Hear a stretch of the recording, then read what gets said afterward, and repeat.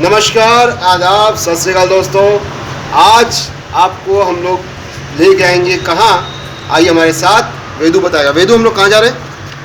मंदिर। काव्या?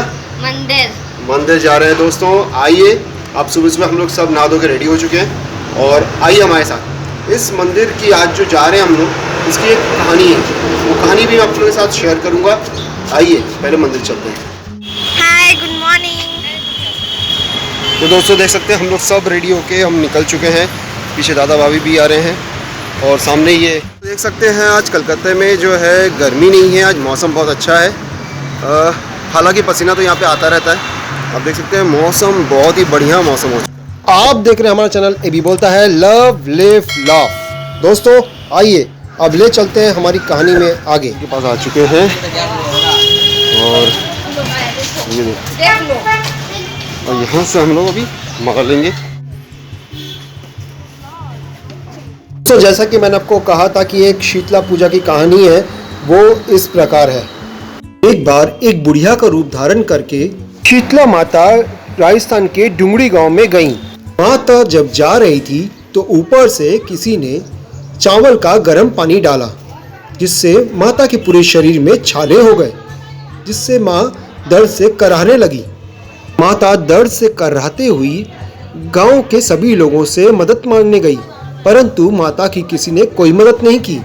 जब एक कुम्हारन ने देखा एक बुढ़िया दर्द से कराह रही है, तो उसने उसे बुलाया और अपने घर में बैठाया और बहुत सारा ठंडा जल माता के ऊपर डाला। ठंडे जल से माता को उन छालों की पीड़ा में काफी राहत मिली। फिर कुम्हारन ने कहा, मेरे पास रात के दही और राबड़ी है, आप उसे खाएं। रात के रखे ठंडे दही और ज्वार को खा के माँ को काफी राहत मिली। फिर माता ने कुम्हारन से कहा, मेरे सर में जुआं पड़ गई हैं, तू उसे भी निकाल दे। जब कुम्हारन माँ के बाल बनाने लगी और जुएं निकालने लगी, तब माँ के बालों के पीछे तीसरी आंख देख के वो डर गई। माता ने कहा, बेटी डरो मत, मैं शीतला माता हूँ। मैं धरती पर ये देखने आई थी कि कौन मेरी पूजा करता है और कौन नहीं। फिर माँ अपने असली रूप में आ गई और माता के रूप को देखकर कुम्हारन भावुक हो गई। कुम्हारन ने माता से कहा, माता मैं बहुत गरीब हूँ, मैं आपको कहाँ बैठाऊँ, मेरे पास तो आसन भी नहीं है। माता मुस्कुराकर कुम्हारन के गधे पे जाके बैठ गई। झाड़ू से कुम्हारन की घर की गंदगी को निकालकर, गरीबी को निकालकर घर के बाहर फेंक दिया। माता ने कुम्हारन की श्रद्धा को देखकर उससे वर मांगने को कहा। कुम्हारन ने कहा, माता अगर आप वर देना चाहती हैं तो आप हमारे गांव में निवास करें।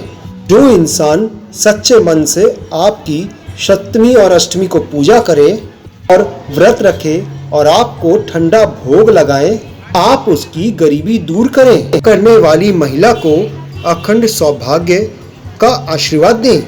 माता ने कहा, बेटी ऐसा ही होगा।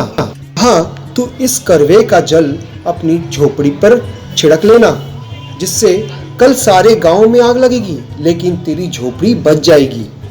ये कहकर माता अंतर्ध्यान हो गई और कुम्हारन ने ऐसा ही किया। रात को सारे नगर में आग लगी, किंतु कुम्हारन का घर बच गया। इसे देखकर अगले दिन राजा ने कुम्हारन को बुलाया और उससे पूछा कि ऐसा क्यों, पूरी नगरी में आग लग गई लेकिन तुम्हारा घर कैसे बच गया? कुम्हारन ने राजा को शीतला माता की कृपा की सारी बात बता दी। तभी राजा ने पूरे नगर में ऐलान करा दिया कि अष्टमी के दिन किसी के घर में चूल्हा नहीं चलेगा और शीतला माता को सभी लोग ठंडे भोजन का ही भोग लगाएंगे। तब से ये परंपरा चलती आ रही है। तब से डुंगरी गांव का नाम शील की डुंगरी के नाम से प्रचलित है, जहां मां शीतला का भव्य मंदिर बना हुआ है। दोस्तों इसी वजह से हम लोग पूजा करने के बाद ठंडे पानी का छींटा देते हैं और ठंडा खाना भी खाते हैं। दोस्तों बोलो शीतला माता की जय।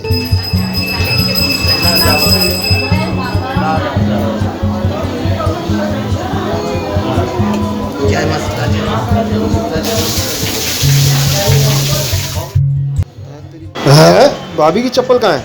तो दोस्तों आप देख सकते हैं सबके जूते चप्पल है, भाभी की चप्पल गायब। कि हमेशा सुना था कि मंदिर में चप्पल चोरी होती है, तो वाकई आज हमारे घर में भाभी की चप्पल चोरी हो गई मंदिर में। अरे ये लोग कितना खुश है। लावण्या देखो ठीक से संभाल के।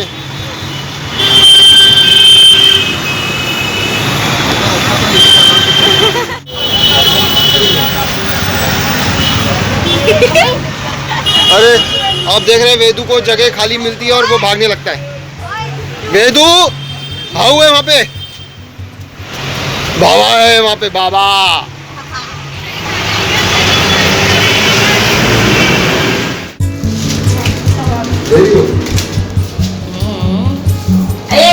तो अभी सत्या बन रहा है।